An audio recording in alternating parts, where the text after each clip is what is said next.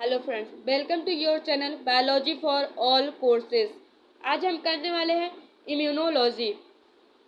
Video को start करने से पहले मेरी आपसे एक छोटी सी रिक्वेस्ट है। अगर आपने अभी तक चैनल को सब्सक्राइब नहीं करा है तो प्लीज़ चैनल को सब्सक्राइब कर दीजिए एंड बेल आइकन के बटन को प्रेस कर दीजिए और वीडियो को लाइक कर दीजिए एंड वीडियो कैसा लगा लास्ट में कमेंट ज़रूर करिएगा। सो स्टार्ट करते हैं आज की अपनी वीडियो। सबसे पहला है कि इम्यूनिटी क्या होती है। इम्यूनिटी वो होस्ट होता है पैथोजन का जो टॉक्सिक प्रोडक्ट मीन्स जो टॉक्सिक प्रोडक्ट्स होते हैं एंड होस्ट ऑफ पैथोजन्स के रेजिस्टेंस को क्या कहते हैं, इम्यूनिटी। यहाँ पर मैंने डिफिनेशन लिख रखा है, the resistance of a host of pathogen and their toxic products is called immunity. Means जो पैथोजन का होस्ट होता है और जो उनके टॉक्सिक प्रोडक्ट्स होते हैं उसे क्या कहते हैं, इम्यूनिटी। इम्यूनिटी के स्टडी को ही क्या कहा जाता है, इम्यूनोलॉजी। इम्यूनिटी जो होता है डिफरेंट टाइप के बैरियर से मिलकर बना होता है। कौन कौन से बैरियर होते हैं, फिजिकल बैरियर होता है, फिजियोलॉजिकल बैरियर होता है, सेलुलर होता है एंड साइटोकाइन बैरियर होते हैं। तो हम एक एक बैरियर के बारे में जानेंगे। ये जो भी बैरियर है ये क्या होते हैं, इनिशिएट बैरियर्स होते हैं। इनिशिएट बैरियर्स का मतलब क्या होता है, नॉन स्पेसिफिक डिफेंस। इसके बाद हम स्पेसिफिक डिफेंस करेंगे, पहले नॉन स्पेसिफिक डिफेंस जान लेते हो। ये नॉन स्पेसिफिक डिफेंस क्या होता है, this is present in body right from the birth. Means birth के टाइम पर ही ये आपके बॉडी में प्रेजेंट होता है। Its response is generalised, means ये जनरल होता है। It has no immunological memory, ये आपका इम्यूनोलॉजिकल मेमोरी नहीं होता जो इनिशिएट इम्यूनिटी होता है, जो कि अभी हम ये बैरियर्स के बारे में करने वाले हैं। सबसे पहले आप करते हैं फिजिकल बैरियर। फिजिकल बैरियर क्या होता है, skin and mucus membrane. Skin और जो म्यूकस मेम्ब्रेन होते हैं वो रेस्पिरेटरी डाइजेस्टिव की होती है, उन्हें क्या कहा जाता है, as well as urinogenital tract. ये क्या होते हैं, फिजिकल बैरियर। फिजिकल बैरियर कौन कौन कौन से होते हैं, स्किन एंड म्यूकस मेम्ब्रेन जो कि रेस्पिरेटरी डाइजेस्टिव की होती हैं एंड यूरिनोजेनाइटल ट्रैक्ट। देन आता है फिजियोलॉजिकल बैरियर। फिजियोलॉजिकल बैरियर क्या होता है, स्टमक में जो HCl होता है ये भी एक बैरियर हैगा। ओरल कैविटी में जो सलाइवा रिलीज होता है वो भी एक बैरियर है जो कि क्या है, फिजियोलॉजिकल है। Tears from eyes, intestinal juice and sweat, ये सब क्या है तुम्हारे फिजियोलॉजिकल बैरियर है। अब करते हैं सेलुलर बैरियर। सेलुलर बैरियर में क्या होता है, ये दो होते हैं। एक होता है न्यूट्रोफिल्स। न्यूट्रोफिल्स को एक नाम से और जाता है PMNL, means polymorpho nuclear cell. ये क्या होता है, they are primary phagocytic cell of body. मीन्स ये बॉडी का कौन सा फैगोसाइटिक सेल होता है, प्राइमरी होता है। देन आता है मोनोसाइट या फिर मैक्रोसाइट, इसी को। और इस ये क्या होता है, लार्जेस्ट WBC होते हैं इसमें। ये क्या होता है, मोस्ट एफिशिएंट फैगोसाइट होता है।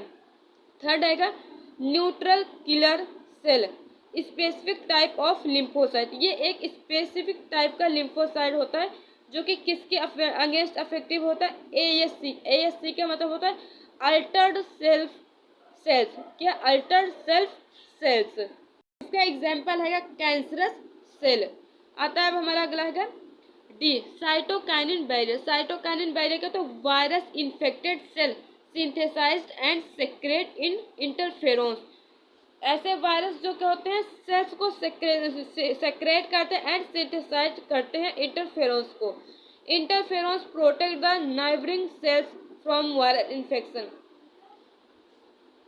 ये इंटरफेरोन्स क्या होता है, आपकी नाइबरिंग सेल्स को क्या करता है, प्रोटेक्ट करता है। किससे, जो वायरल इन्फेक्शन होता है उससे। अगला है हमारा एक्वायर इम्यूनिटी। एक्वायर इम्यूनिटी को हम एक नाम से और जानते हैं, क्या, स्पेसिफिक डिफेंस। एक्वायर इम्यूनिटी जो होता है वो क्या होता है, आफ्टर मीन्स बर्थ के बाद जो है आपकी बॉडी को एक्वायर्ड करता है। आपकी जो इम्यूनिटी है वो बर्थ के बाद एक्वायर्ड होती है। It response is specified means ये स्पेसिफाइड रिस्पॉन्स शो करता है। Acquired immunity has immunological memory. ये क्या होती है, इम्यूनोलॉजिकल मेमोरी होती है। इम्यूनोलॉजिकल मेमोरी का मतलब ये होता है कि forms the basis of vaccination. Vaccination के फॉर्म को क्या करता है, बेसिस पर होता है ये। It has ability to discriminate between self and non self. Means self and non self के बीच में जो भी एबिलिटी होती है उसको क्या करता है, ये डिस्क्रिमिनेट करता है। आगे है हमारा components of acquired immunity. Acquired immunity के कौन कौन से कंपोनेंट्स हैगा, एक है lymphoid organs, lymphophagocytes, MHC, APC, antigen and antibody.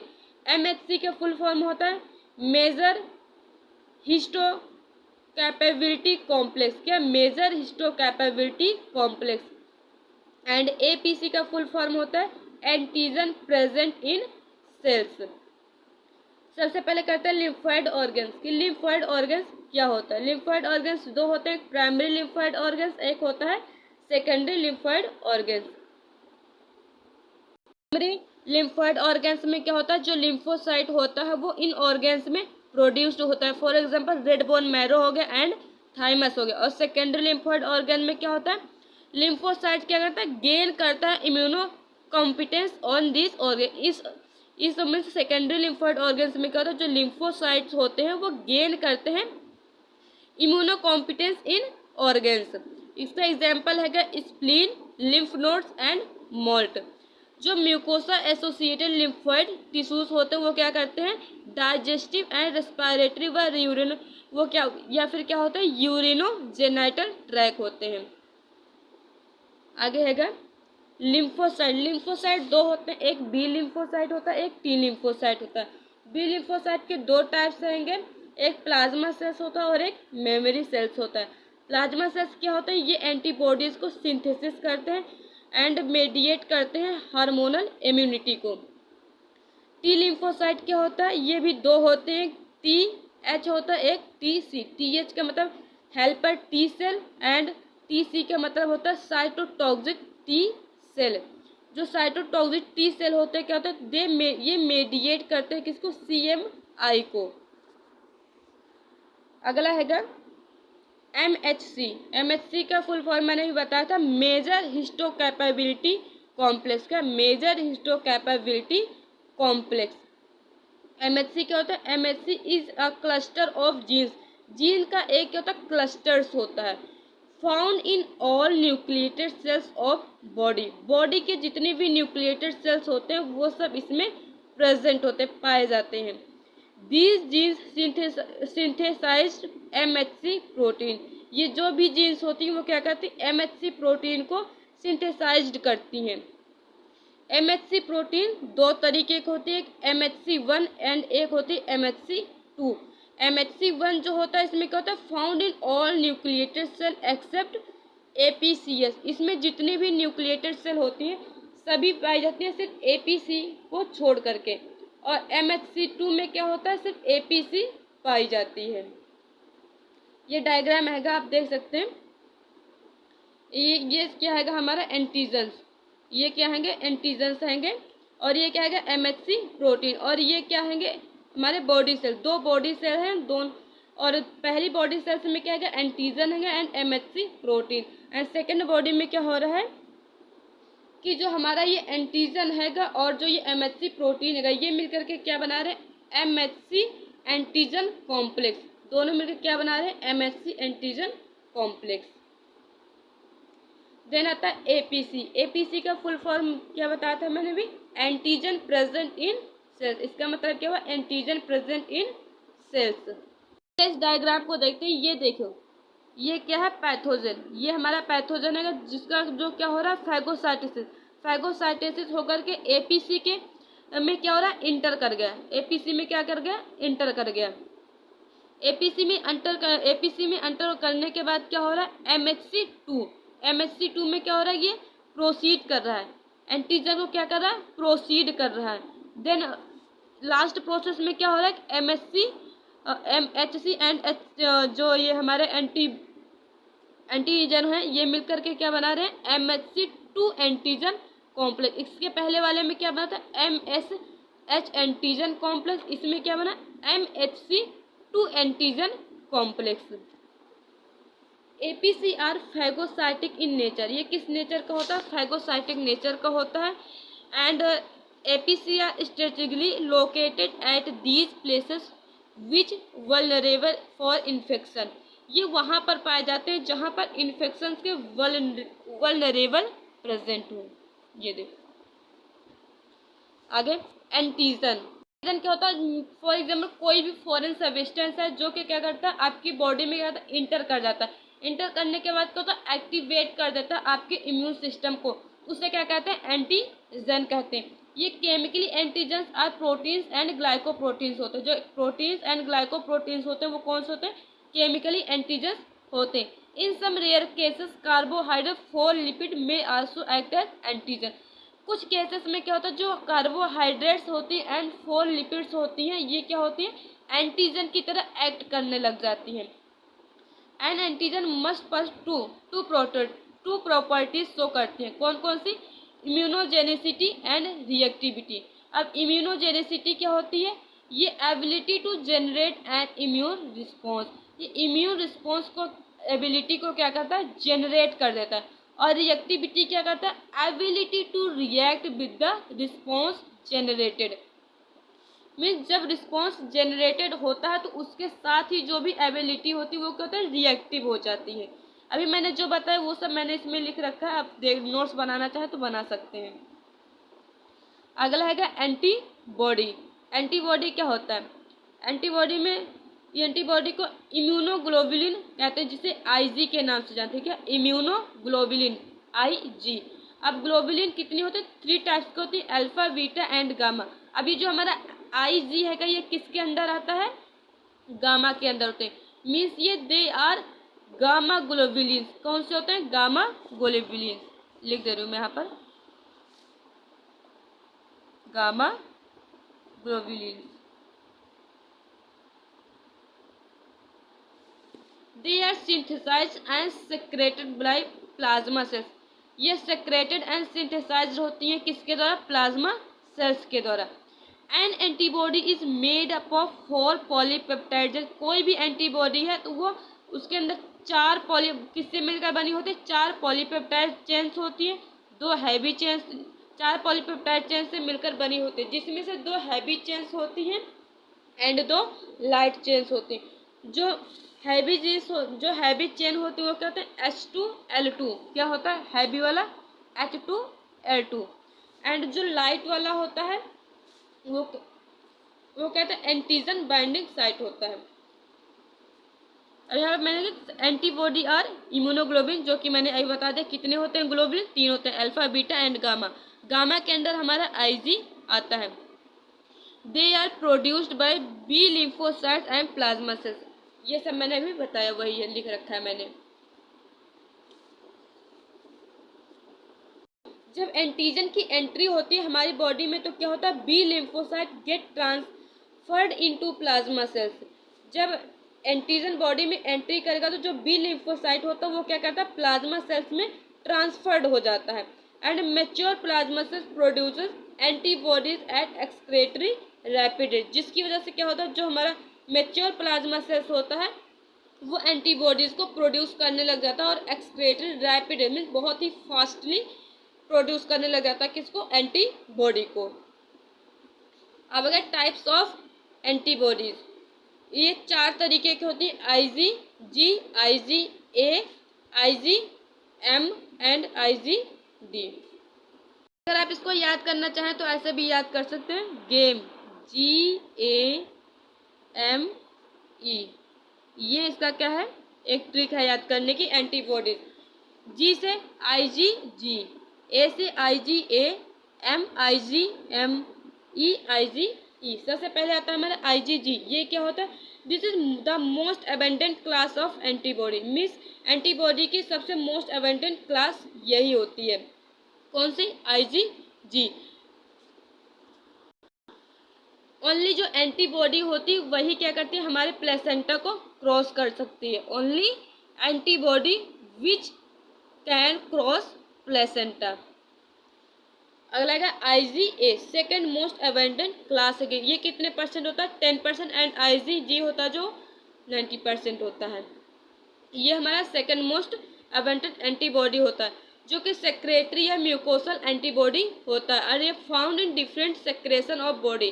कहाँ पर? Different secretion of body. For example जैसे सलाइवा हो गया, ठीक है। अगला है आईजीएम। आईजीएम क्या होता है? प्रोटेक्ट करता है blood, can not cross placenta barrier, ये प्लेसेंटा बैरियर को क्रॉस नहीं कर सकता।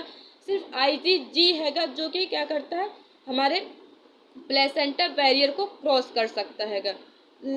लास्ट हैगा आईजीई, ये क्या होता है? मेडिएटेड टाइप का होता है, one hyper sensitivity. IgE acts as mediators in allergic response. अगर जो एलर्जिक रिस्पॉन्स करता है वो किसकी वजह से होता है? आईजीई एंटीबॉडी की वजह से होता है। Antigen after entering in body means जब एंटीजन आपके बॉडी में एंटर कर जाता है तब क्या होता है?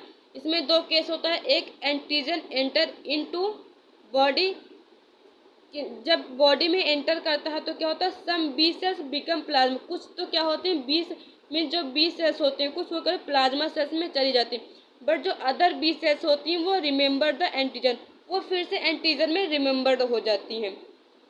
अब जो कुछ प्लाज्मा सेल्स में गई हैं वो फिर कहाँ जाती हैं? प्लाज्मा सेल प्रोड्यूस एंटीबॉडी, जिसकी वजह से क्या करती हैं, जो प्लाज्मा सेल्स होता है क्या होता है? एंटीबॉडीज को प्रोड्यूस कर देता है। देन उसके बाद क्या होता है? एंटीबॉडी रिएक्ट विद एंटीजन, जिसकी वजह जो हमारा एंटीबॉडी होता है वो क्या होता है? एंटीजन की तरह रिएक्ट करने लग जाता है। अब जो हमारा कुछ रिमेंबर एंटीजन बन गया था वो क्या करता है?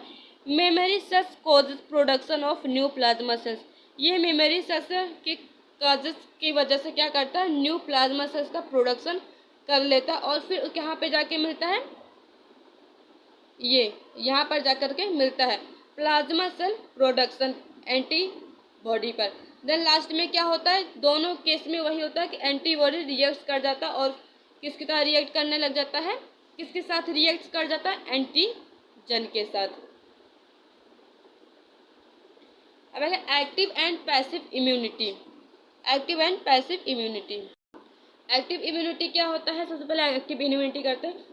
Immune states of body is raised bye activation of immune system, means जो आपका इम्यून सिस्टम उसको क्या करता है? एक्टिवेशन, उसके एक्टिवेशन को क्या होता है? रेज मीन्स बढ़ा देता है। एंटीजन इसमें क्या होता है? बॉडी में इंटर कर जाता है। जो इसमें दो होता है, नेचुरल होता है, आर्टिफिशियल होता है। नेचुरल होता है उसके कौन कौन से एग्जाम्पल होंगे? जैसे small pox infection, small pox infection, और जो आर्टिफिशियल है जैसे वैक्सीनेशन, ये क्या हमारा आर्टिफिशियल होता है, आर्टिफिशियल एक्टिव इम्यूनिटी। ये क्या क्या करता है? आगे करते हैं, अगला है हमारा पैसिव इम्यूनिटी। पैसिव इम्यूनिटी क्या होता है? Immune states of body is raised without activation of immune system. इसमें क्या होता है कि जो आपका इम्यून स्टेटस होता है बॉडी का वो रेज्ड होता है बिना किसी इम्यून सिस्टम के एक्टिविटी के द्वारा है। चाहे कोई इम्यून सिस्टम मीन्स एक्टिवेशन करता है या नहीं करता, बट फिर भी जो इम्यून स्टेटस है वो क्या होता है? रेज्ड हो जाता है। मीन्स इसमें क्या होता है? Antigen does not enter into body, इसमें जो एंटीजन होते हैं वो एंटर नहीं कर पाते हैं आपकी बॉडी में। ये भी दो होते हैं एक्टिव की तरह, natural passive immunity and artificial passive immunity. Natural में कौन कौन से आते हैं? नेचुरल में आता है, मैं यहाँ पर लिख दे रही हूँ, कोलोस्ट्रम फीडिंग,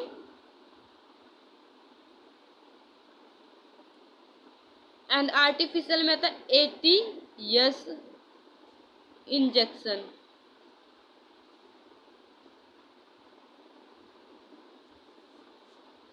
और होता है एंटीवेनाइन, एंटीवेनाइन ये कब यूज में आता है? जब स्नैक बाइट करा हो तब, ठीक है। अगला है वैक्सीनेशन एंड इम्यूनाइजेशन। अब ये जो हमारा वैक्सीनेशन होता है ये किस बेस पर है? इम्यूनोलॉजिकल मेमोरी, जो हमारी इम्यूनोलॉजिकल मेमोरी है उस पर बेस्ड होता है और जनरेटेड होता है ड्यूरिंग एक्वायर्ड इम्यूनिटी। जब हमारा एक्वायर्ड इम्यूनिटी होता है उसी टाइम ये जनरेट होता है।